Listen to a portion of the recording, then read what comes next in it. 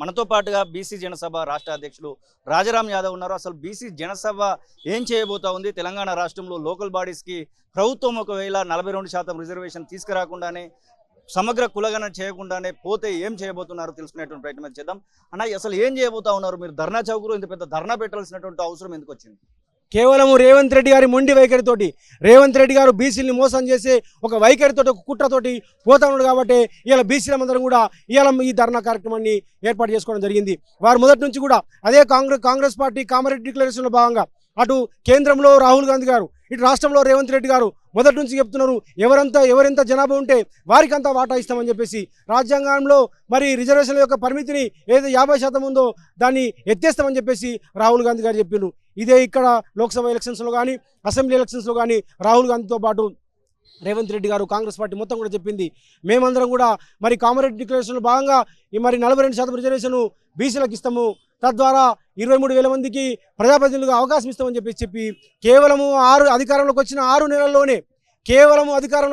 నెలల్లోనే సమగ్ర కులగణన జరిపి బీసీలకు 42% స్థానిక సంస్థలు రిజర్వేషన్ ఇస్తామని చెప్పినటువంటి ప్రభుత్వము ఇవాళ 8 నెలలైంది మీన వేషాలు లెక్క పెడతా ఉన్నది. కావాలని కాలయాపన చేస్తుంది. ఒకరోజేమో రేవంత్ రెడ్డి గారు ప్రకటిస్తున్న లీకులు ఇస్తారు.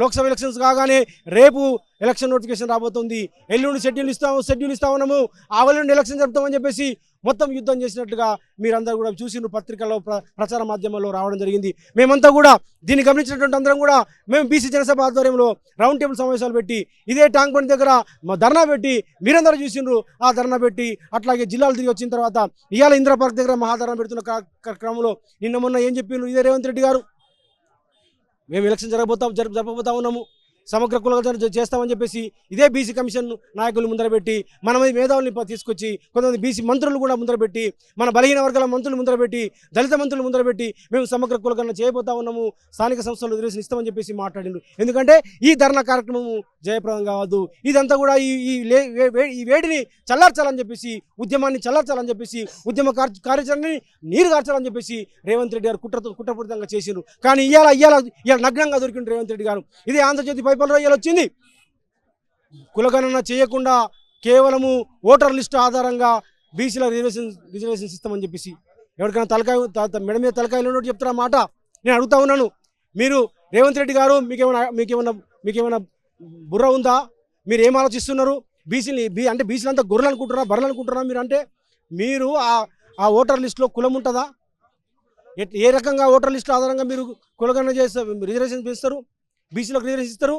కాబట్టి ఇది ఏ మార్చడం కోసం చేస్తున్నటువంటి చర్య కేవలం సమగ్ర కులగణనని వాయిదా వేసి హైకోర్టులోకి కొద్దిమందిని, మాకు ఇప్పటికే విశ్వసనీయ సమాచారం ఉంది, ఇదే రేవంత్ రెడ్డి గారు వేల కోట్ల రూపాయలు ఇచ్చి కొంతమందిని అడ్వకేట్లను మేనేజ్ చేసి హైకోర్టులో మరి పిటిషన్ వేయబోతా ఉన్నాడు. ఆ పిటిషన్ను హైకోర్టులో మరి పెద్ద అడ్వకేట్స్ని పెట్టి మరి ఆర్థికంగా సహకరించి కొద్దిమందిని ముందర పెట్టి హైకోర్టులో ఒక పిటిషన్ వేసి రేపు ఎన్నికలు జరపకపోతే స్థానిక సంస్థల్లో రాజ్యాంగ సంక్షోభం వస్తుంది, ఎన్ని రోజులు అధికారులను పెట్టి పాలన చేస్తారు. కాబట్టి మీరు ఇమీడియట్గా సమగ్ర కులగణన తర్వాత చేసుకోండి, ఇమీడియట్గా మీరు ఎలక్షన్ పెట్టండి అని చెప్పేసి ఇదే హైకోర్టు తోటి, ఇదే న్యాయవ్యవస్థలో లుసుకుని వాడుకొని మరి ఒక డైరెక్షన్ తీసుకొచ్చి తద్వారా ఎన్నికలు ఒప్పుకోవాలని కుట్ర చేస్తున్నారు రేవంత్ రెడ్డి గారని నేను బీసీ ప్రజలకు నేను విజ్ఞప్తి చేస్తాను. అందుకోసమే మనమంతా ఐక్యంగా పోరాటం చేయాల్సిన అవసరం ఉంది. ఇది పార్టీలకు అతీతంగా జరుగుతున్న పోరాటము. ఇది ఎవరైనా మీకు సపోర్ట్ చేయడానికి వస్తా ఉన్నారు? ఇప్పుడు ఆర్ కృష్ణయ్య కనబడతా ఉన్నారు, ఇంకా కొంతమంది కనబడతా ఉన్నారు, కాంగ్రెస్ పార్టీ, బీజేపీ పార్టీ, అలాగే టీడీపీ, ఇట్లా అందరూ కూడా ఇక్కడ కనబడతా ఉన్నారు. ఆ పార్టీల వాళ్ళు కూడా మీకు సపోర్ట్ చేస్తా ఉన్నారు. తెలంగాణ ఉద్యమంలో ఎట్లయితే కలుపుకున్నామో ఆర్ఎస్ఎస్ నుంచి ఆర్ఎస్ దాకా అందరిని ఐక్యం చేసినామో, మా బీసీ హక్కుల కోసము, రాజ్యాంగం ద్వారా మాకు రావాల్సినటువంటి హక్కుల కోసము, మాకు చట్టసభలో రిజర్వేషన్ల కోసము, మాకు స్థానిక సంస్థల రిజర్వేషన్ కోసము, విద్యా ఉద్యోగ రంగంలో బీహార్ మోడల్గా మాకు 75% రిజర్వేషన్ సాధించడం కోసము ఎవరినైనా కలుస్తాము. కేసీఆర్ గారిని కలుస్తాము, కేటీఆర్ గారిని కలుస్తాము, అట్లాగే కాంగ్రెస్ పార్టీ నాయకులను, మా వి హనుమంతరావుని కలుస్తాము, మా బట్టి విక్రమార్కని కలుస్తాము, మా సీతక్కని కలుస్తాము. అవసరమైతే రాజకీయంగా సైద్ధాంతికంగా మాకు వ్యతిరేకమైనటువంటి భారతీయ జనతా పార్టీతో కలుస్తాము, సిపిఐ సిపిఎం లాంటి పార్టీలతో కలుపుతాము, అందరినీ తీసుకుంటాము, అందరి సహకారం తీసుకొని ఒకటే రాస్తా ఏకీ రాస్తా తెలంగాణలో సమగ్ర కులగణన జరగడమే మా సబ్బండ వర్గాలకి న్యాయం జరుగుతుంది. ఒక బీసీలకే కాదు, సమగ్ర కులగణన జరగడం వల్ల ఎస్సీ ఎస్టీ బీసీ మైనార్టీ పేద వర్గాలందరికీ కూడా, ఈవెందో అగ్రకుల పేదలకు కూడా ఇది న్యాయం చేస్తుంది, అందరి వాటా ఇస్తుంది. అందుకోసమే సమగ్ర కులగణన చేసి బీహార్లో మాదిరిగా 75% రిజర్వేషన్స్ను ఇక్కడ విద్యా ఉద్యోగ రంగాల్లో ఇవ్వాలని చెప్పేసి మేము డిమాండ్ చేస్తున్నాము. దీనికోసము నా బీసీ సోదరులందరూ కూడా మనం ఐక్యం కావాల్సిన అవసరం ఉంది. ఒకవేళ మీ డిమాండ్స్ ను ముందుకు తీసుకుపోకుండా ఎలక్షన్స్ తీసుకొస్తే ప్రభుత్వము అప్పుడు ఎలా ఉండబోతుంది బీసీ జనసభ? ఈ తెలంగాణ అగ్నిగుండం అవుతుంది. ఈ తెలంగాణ అగ్నిగుండం అవుతుంది. మాకు పోరాటాలు కొత్త కాదు. మాకు సెక్రటరీ ముట్టడి కూడా పిలిపించడం గతంలోనే, అది ఇంకా ఉంది, మా అమ్ముల పొదిలో ఉంది. అవసరమైతే నీ కాంగ్రెస్ పార్టీ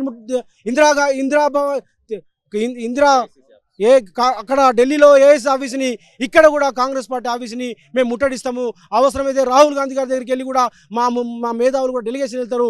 ఖచ్చితంగా మీ మెడల్ వంచి సమగ్ర కులగణన చేసుకొని మాకు విద్యా ఉద్యోగ రంగాల్లో రిజర్వేషను, అట్లాగే స్థానిక సంస్థల్లో 42 రిజర్వేషన్ని సాధిస్తామని చెప్పేసి మేము చెప్తా ఉన్నాం.